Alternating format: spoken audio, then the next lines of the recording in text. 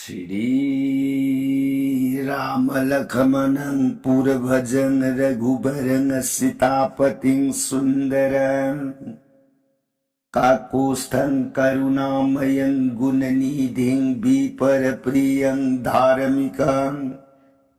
राजेन्द्रं सहित संधं दशरथ तनयो श्यामलं शांतमूर्तिं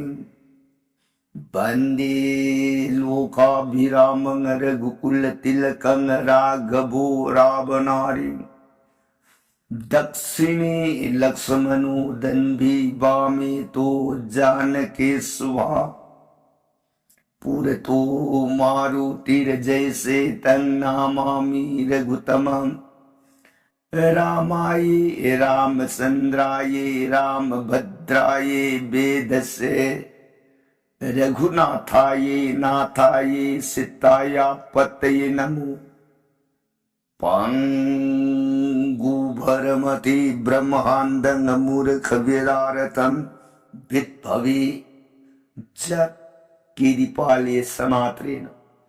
वन्दे तं गुरुमेश्वरं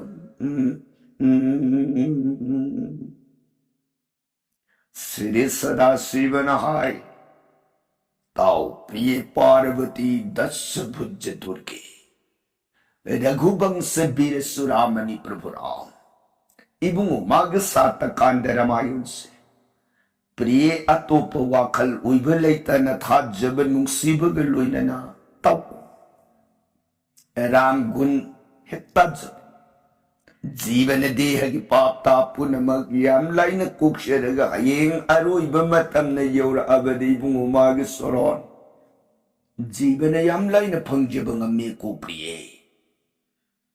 कांसिदा वारी ताजरीबी सिंगिंग दौगी मजाइबी म देवी भगवती मान खुटलोन जरगे बुंगा आई बुंगो के सरी मुखदगे थोड़प जगत पिता परम ब्रह्म के गुड ननाई देवी ताजरुरग पुंगिंग दा अवोप अपियन बुगोयर कदराइन खनबबु मखा तानिंग बु खौरांग ब सुम सुमेल ए मखा पर संगलीबी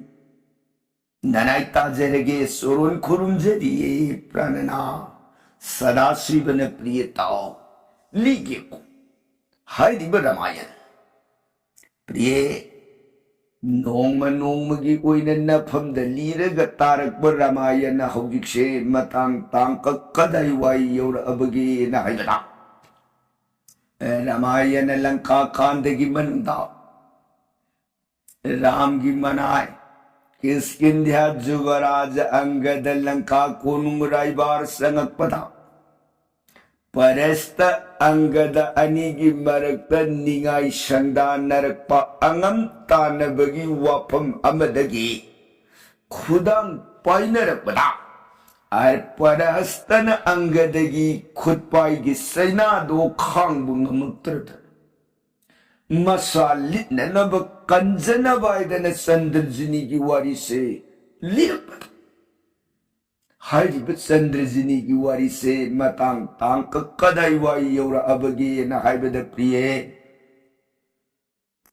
अदुगुंब मंत्री मसा निंथौ मसा अनि संपक देशैन कुबले वागदो मधुद पालिब चंद्रबान निंथौ की मजाइबी मचंद्रजिनी मान पिरंबा मालिनी की मफम सना सना सिंधुगी मरक्तगी मुहोर मंगा पूरग कोनसंग हाइगलक्तना सना की खुजी अमतंग साबियो साले हयें नमियुंग मतुंग लौरब यानी फरे मतंदु सोइदना अखोई लाक्षरगेन हायरमग हलक्तन निमिदांगी मतंदो सादन थक्तन आनंद ओइन पोथारग लई नाइबियु यादब मतम की खुसत अहिंगी मतम हो गए नोंगा अंगन बद इबिन मालिनी मागी लईशु अर्सा पूजा की पोलम पू हाइगत्रे कोनुम कई सोमदन अनि मतमदो ngairaga lei sina ibena konung kumaktana 통탁다나 크리스나 소론 마나시나 갓 마푸 마나이 사바 탁벌로라가 누밋 융바 마tung 훗 하이다락바다 아니시 이비엔부 비다이 월마가 사나권 산다 ngarang thanam ba khuji da loira bar lauru ra sila oidan saiket yaura e konsan loira ma magi sanagi asaman mamendo thanamaga khuji pu haidok latana sandrajini gi awun kaithen saiket kaithen do madaida nahan gi matawgum makhoi gi 본다도 타르가 사나이 구지드면 마탁두다 타마가 뽀펌 모이나 밤드레 마시에마다 비루 굽실러가 까나 칸드 우데나나 바이나 투민 로트나가 팜 스나 누미당 와이기 마탐 여라 아바다 산드레지니 마기 카텐도 까루냐이다나 마타 마나이 loinaraga haigalakpa yaura e magi kaithen akoibada ururu leina sat mana apam posanto leidana yengdana sumlapata uyon ba midi leitana hidama taraga mathak tu da khuji makak thamaga leramba safamdu uye sandrajini Sandrajini khuji dugi mang sangsilakana saplep khuji da pai khatana yengi yengba matamda khuji duna masak matau yengba da sangkhona ningthi jaba matau do uraga ibe mana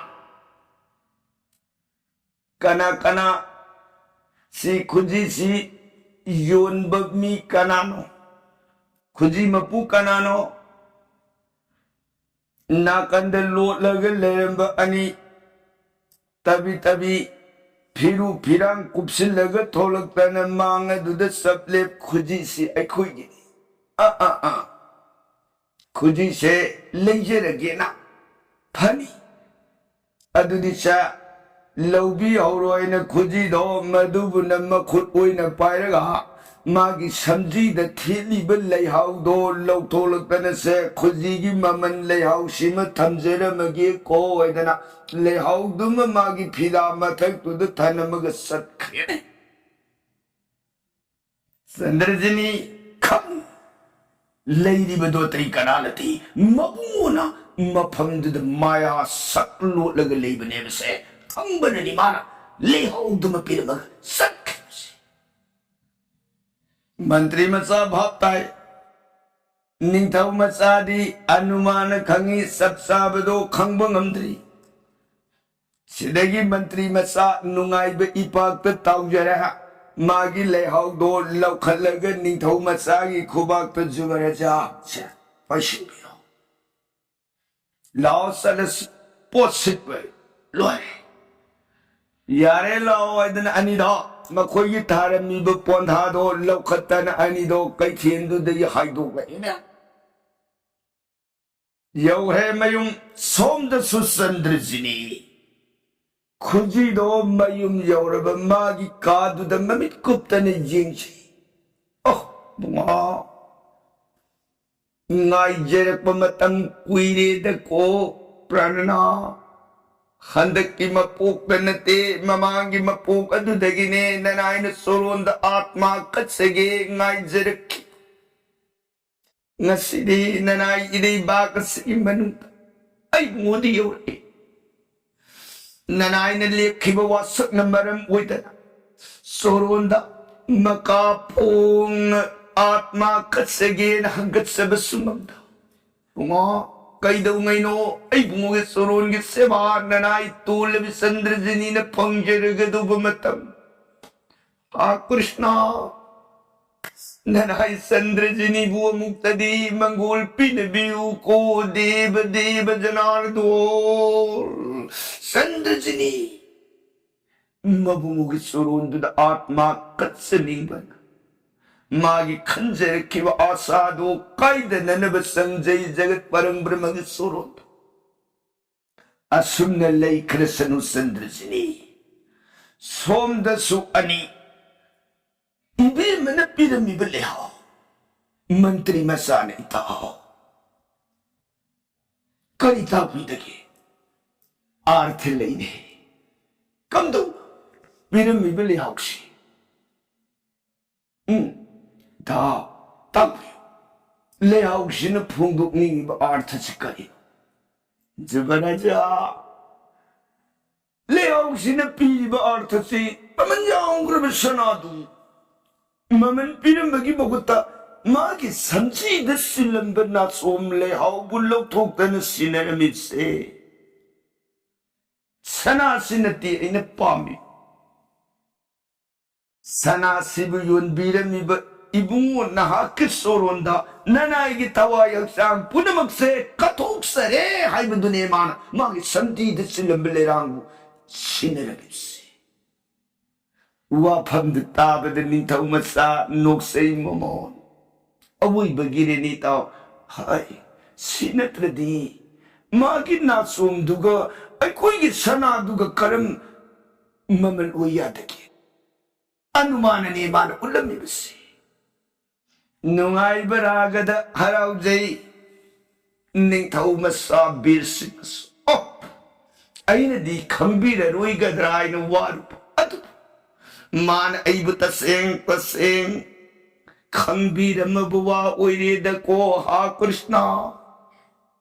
kaidau ngai no nang ai mangas dali ai ki seva bu phangbira gedagi ha bidhi thamoi nungda jagat mabungo buning singjai sumoi dana numito ahingi matam hora mathangi nongal abada ibina sana kunung haget kiba matamda sandrajini gi mafam de lay lalu bakanda ibe mana ibe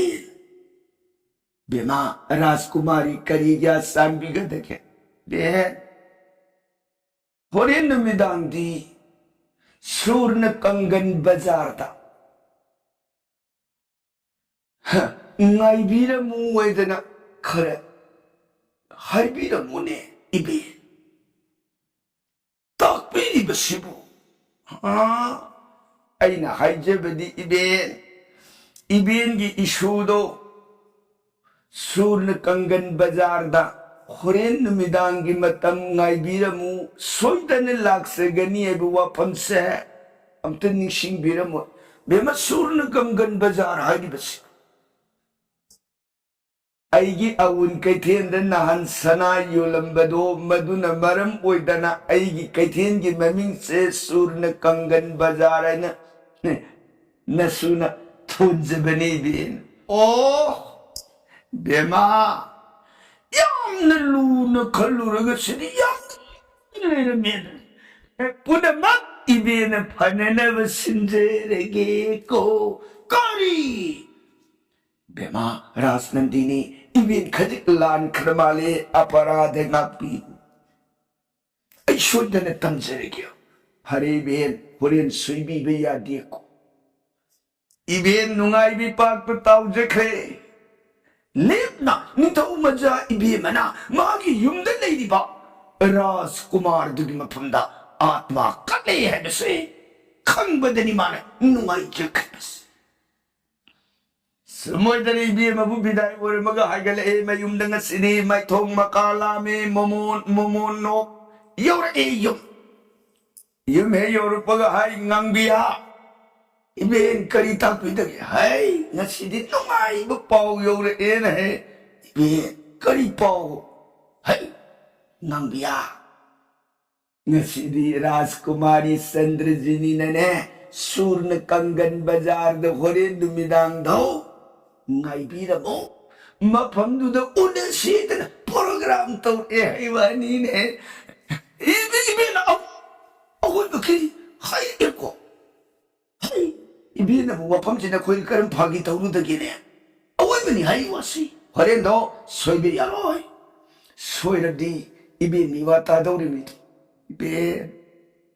Madutabu ngai jeri bai koini karigi soyelluradage soidana satsagi ben nungai sumodana mapu manai nominadana nungai baragada thong thaptana Krishna sorun katana saminai thakminai anandamai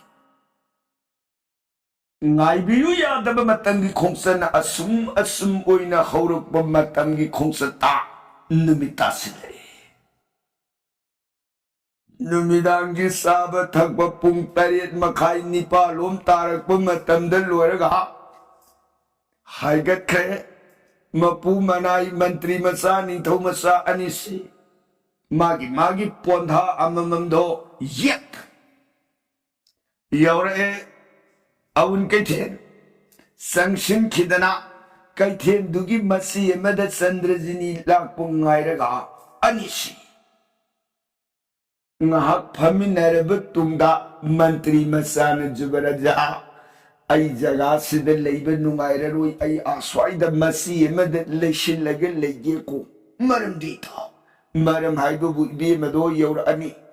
ibe mana horen yaurukba matamda ai yauragadi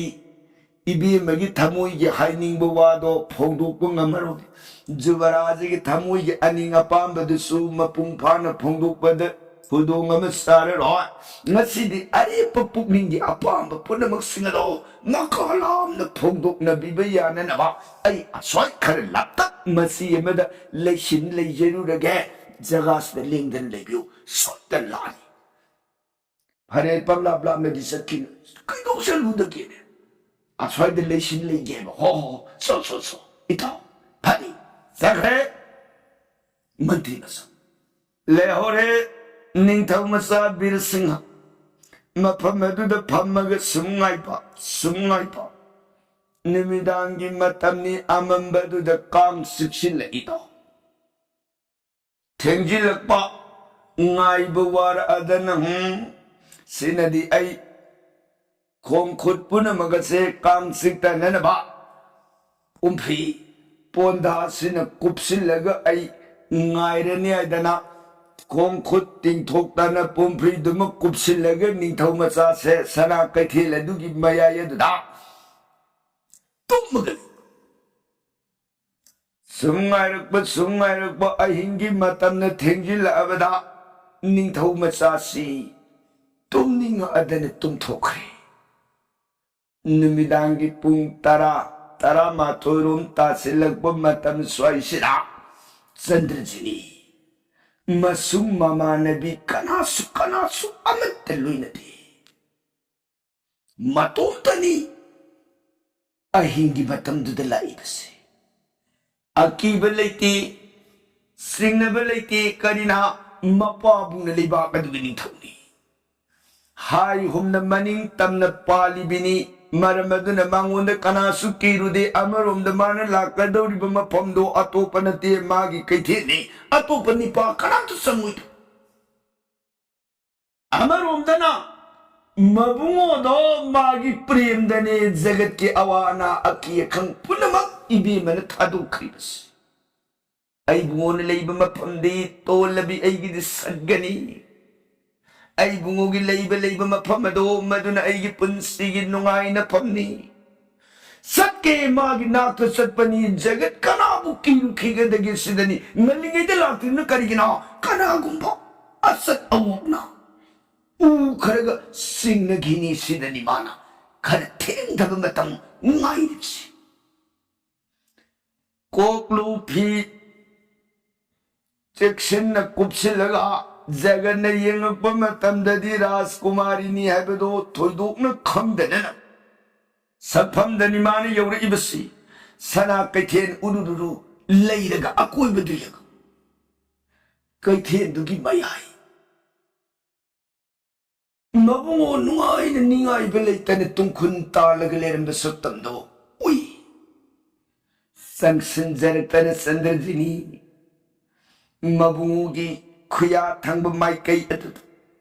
tap na leishilaktan khut lo na jaraga bhakti katsai wa nanai sandrajini laksari tabat soronda atma katsage atu 이붕어디 닝아이브 레이터는 뚱터름이 나나이부 까리월 시기니 이붕어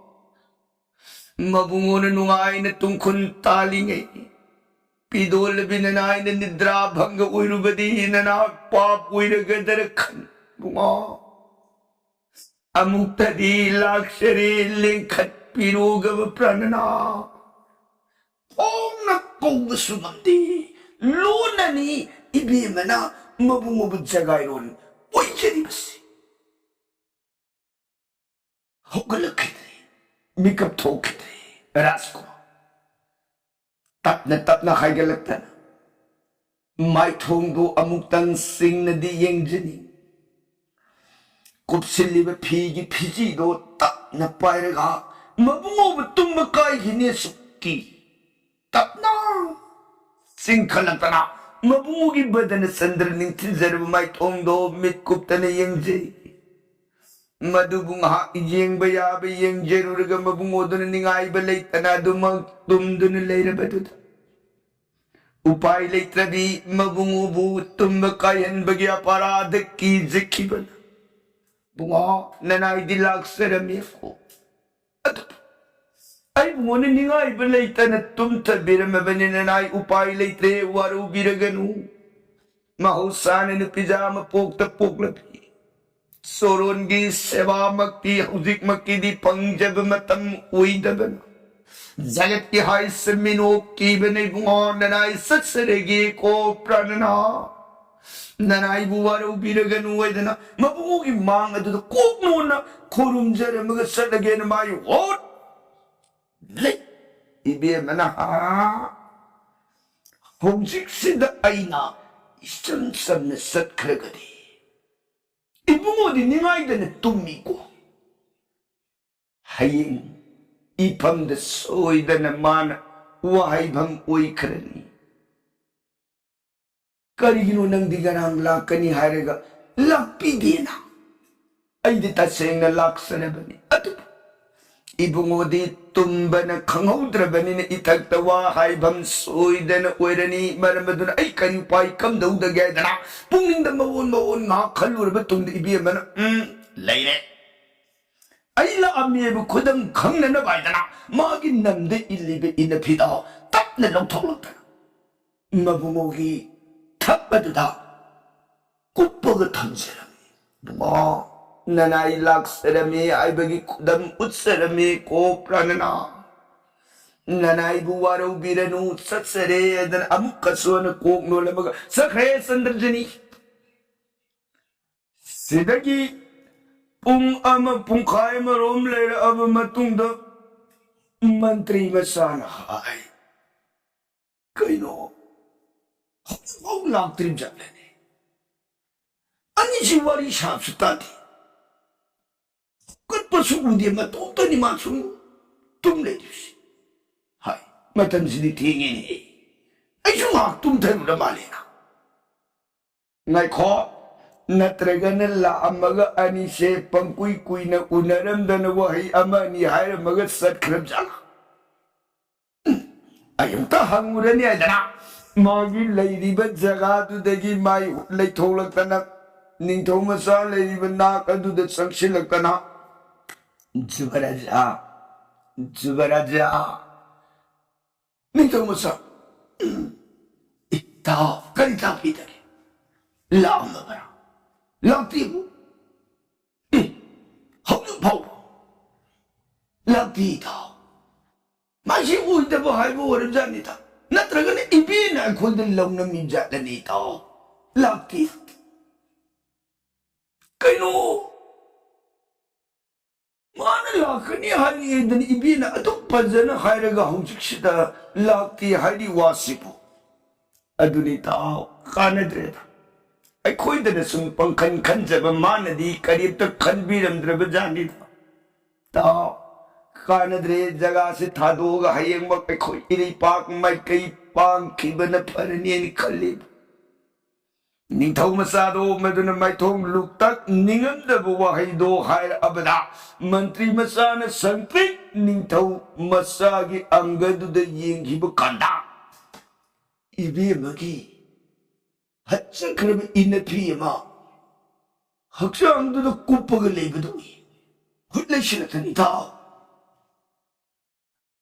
라스는 디니 라면. 하, 가다이다. 뚜뚜뚜. CPC 다우 부비라구나. 하, 시대이 보러 뛰나? 또, 시대니 애는 라면 하이 제임스. 아두가 가리기노 마디. 망다 술래퍼가 이거 홍도 없잖아. Taunan nungay na tungkon talaga laibado da nga sise hauduk ba dosa uira dray kanda ibi mado ay laame ay bukudang kang na nabapisi upang magasat karban. Oh, hoy ne. Si manata na atupa na di mapamsida si gumapisi porok ta na pibi na balayro. Nungay gidrita ito. Jubaraja sa Hauti kamdawni una haude matung amuk yeng tare ngasi gide koi ngairap sumala aroi sakrabani na se koi sutsan na batongsi sida lere kang sik na namni yumda nungai potharu rasila kange ibi magi ari patham Juvaraj ki asa Juvaraj ki prem to sabsa ne lupe se nanai khamjeri ko Juvaraja lao sat ne na bathorang oi se dana ani Kay tiendo degi mai lay hay galagtana mayum pothari. Sumoy dana ay hingdo ananda oy na pothari galay matangin nongalak mo matanda. Amuka suhana ibin lay kapasat kiba matanda ibin ngarangum na nga sisulay bira mo yusur na tanggan bazar tuta. Ho ibin bhakta jarani ibin soitana tamjegeko ho pani adu ibin sasara haidana hala warim puna mag ani de khangalena sidagi numit ta silla aba matamda ngarangi matawgum ani do saba thagbol waraga numidang pung tarit makhai nipalom taba matam haigalagtana bazar tu ta se nang ngasi di tunba ya dia ko se jaga sida lingdana leibiro ai masi sida leishilaga leige koidana masi ma da leishilaga tumin lehore ningthomasa sidagi tung tara ma thorum tarakpu matam swai sida ibi masi matomta ngarangum aidana ibi mane yorukpa matamda Mabungodo ngasi tumdana lehmi. Mabungogi mangsang sunjarakana bunga nanay tabasoron konunjeri bema ras nandini mangguloy bisi.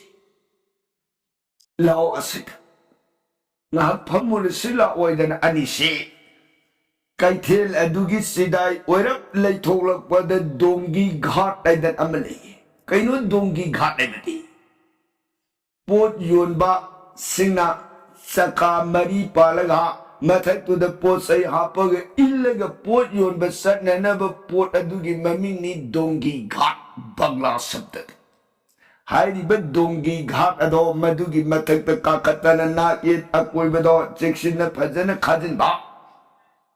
manung adu da sangdana anido phaminadana purba kal mamangi mapu ki thobon bongi wari ado linadana Kaminadana prem ki wari ananda oina anishi sanarambadagi wari gi nungai baragado aduga loinana kaminadana mapuka sidadi nang ay soidana tungnanagadabani ko bema nga madumagne nanay nangay jeremy bas Wari sanarambadagi ay hindi matam na suntengilak po kamawda na anise nidrana zuilaw kita na tumtana kare. Kala nidrani ang agpani, lamhangi, donggi gani, madadamataw karam na tungkibage ba kamawda na anise asiba makamana na tumtana kare. Sumoyda na ani na tumdakibang haplay na ba tungda? Laibak adugi mantri sathok laibak adugi jek na ba kana lai karam tawi hadan masu lumito yeng ba hethor matanduda Masa manai makoi manga taraga loinana lakpada sana kaithiengi masida dongi ghat amagi manungda mi leiba matausi mai kapaga yengu kanda ori ai kanara sidi chang samshilakdana kambuduna mai kapa yem kanda Raskumari Sangachi Atopa sakangda nipa magulunina Ghat aduki manda Tumagulin na satamsi Haurubani Mantri Bhiman se Sai Helawi Kaino Tormisti Oh Asap ko'y pamatamdi Laiba kasi Raskumari na nipa panbayadi nipa ubayadi na haramaga ngasin tansa na ting na hingi matamasda lamlangan ba nipa magamapamasda ilo dongi kasi ani se samin sawan bayadi taraga sien sung bataw ni tawda na batak ilaga Sakhi Devi mandir ki mang se basis ichino Masa manay singado tapna ilaga pulay Sakhi Devi mandir ki mga do yung insila pawad anido kala nidra na garas uwi kiba na kangawda na ningsing balayta na may kaptok na adamag tumtak yan Sidagi ay anak ba sinangak ba diya oy singaki kana laptop irang yan naga ani si sin kita na mo sat kita na mo Yingsilaga nga agad ako siya. Lego ko. Hayang nung hengan mo matandalibag ning tawda ay waram po na magsiya haraga. Ay, ari pa masigi. Sasta dandamatang pina na masinda ba yate. Ado na siya. Nakoy, mahuro ko ay siyale. Hayda na. Magi manay matungin ba ani kakuraga mantri siya hayit kre. Magi siya. Sina. Kang budo na laptak ngak selaga laiba ani duna nong alam dai ki matam mikap thoga ibi manan na ye jeng pukanda mai kaithen du oiram drene Sakhi Devi mandir ki mangadu he oiram sai elawi ibi mana ha Krishna tam togi matapsi mabungu singni yengage bunga Mabungo ning thau masa bir singasu mikapong bema kai ndam ay na lera mi mapamsi ha ako'y lebsi kadayda sana kay kenan Sakhi Devi imagi mandir ki mangi ako'y lebsi ha ato di kamdam shh may ko pakat kayo ay punamag Pananaban niyo mamatang sinjarage Jagasta ningay balitan tuminalipit Kaya mga ibiyamase Tapna Magi dongi ghat ato dagi kumtara yan Kaya ginaman maday kumtara ga laibdi Makoy Kaya tiyandali hubado na Devi mandir yorib sinadi kana gumbakara na ukangada na uradana Mapando de insilak pa niya Dase Aduna Madudagi kanza hong na upay ni mana. Hot na laising garaga. Laisang bi ibi na do hong do in. Laisang bi do ras nandini gi mapaw tabada. Bema karigya san bigatagi Raskumari. Ibi thong ta hang dupi. Hot. Lai tholong ta na thong ge. Bema. Nanay bien surong kurumjari kari. Bema. Kaya mo yorogin nung alam dahil siya taping. Ibe, ang teleksyon si kari gumawa pa magtang hanggat sa ningdan ay siya ibe nakso. Tapiyo, Raskumari lao, ito teleksyon si. Yung jay doon pida tali ibe mana pida ka kapam da bayari ibe hanggang lingbi da bayari kalay na. Malini ke sabati ibe na layba jagado pao simatang pibiru da bayari ibe ha, kari pa.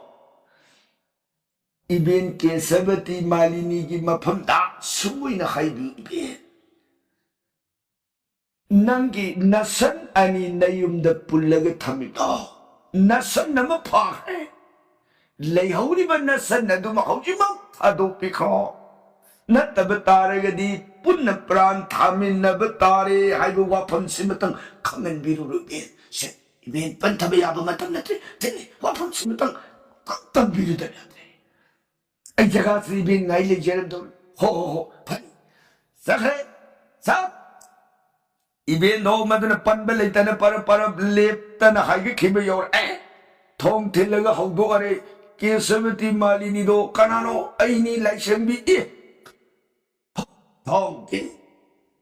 ta kalita bidare hai hauji she leba ki rajkumari langkana sum uina hairame maramaduna nasan anido ama phagre amado thado kro paushmitang haru soidana ei jaga se thabire o pani ho adudi ai mu dong jarage pani yobirasi sakha sidagi sangatana mantri masado magi mafamda pau pigene yem kanda mantri masado leramdrene ai masuli tire kamdo mututi sumoidana awabi pakta leiringai nasai mantri masado di somda puraga sakhibadagi madi thupsilaga ma dasa taba yaur adara mam dasa taba leiri kaino wasi tawri basanta mase ai mukarno upai leitare langla langjin pulaga masai misik tabangai ga masida toppaga leiri wawe sina hojik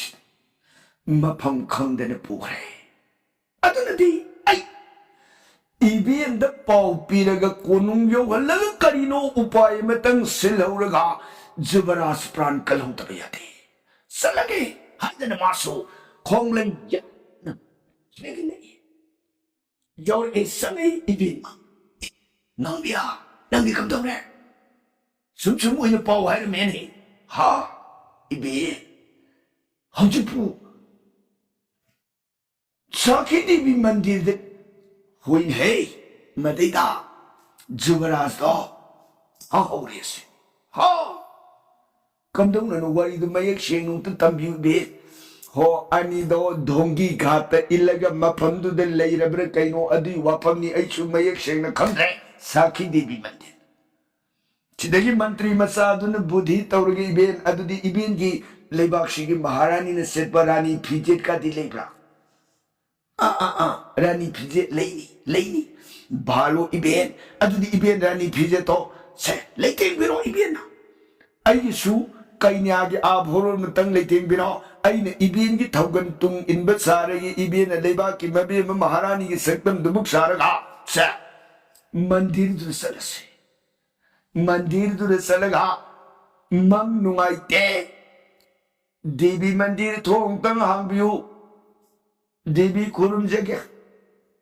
hai aduga horen at jaga du yorba kandda majai be mata madait ibina leitini barani gi phije se mangon de sinara aduga ibina majai be magi abhoron do madu leitinga ga ibinga Mazaibi maga anishe Maharani amadi mazaibi masaraga salpika ai jagatu de le jahorge itaugi prankana balo maduna paradra hingam pia masina tan upai le ron balo adudi aisa le dana hodakta magi rani gi abhurun putholong tan kaina gi phiji leiting putholong tan mapu manai ani do bes leiting oiraga devi shakhi mandir tanna haigalatana makhadu uirkada wari gi prasangadi kala din da barnon jarge tabiri bare saigani di sudakarun gi tamak sitaram hari kunisna ibn nammanit sonbira gari di bisaram lubiga do boy